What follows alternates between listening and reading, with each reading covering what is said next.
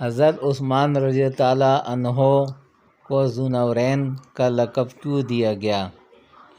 اور اس کی وجہ کیا تھی؟ سیدنا عثمان رضی تعالیٰ عنہ کو یہ امتیازی شرف حاصل ہے کہ آپ کا نکاح یکے بعد دیگرے رسول صلی اللہ علیہ وآلہ وسلم کی دو صاحبزادیوں حضرت رقیہ اور ان کی وفات کے بعد حضرت ام کلثوم رضی تعالیٰ عنہا سے ہوا، اسی لیے آپ کو دو نور والے کا لقب دیا گیا۔ حضرت آدم علیہ السلام سے لے کر قیامت تک حضرت عثمان رضی تعالیٰ عنہ کے علاوہ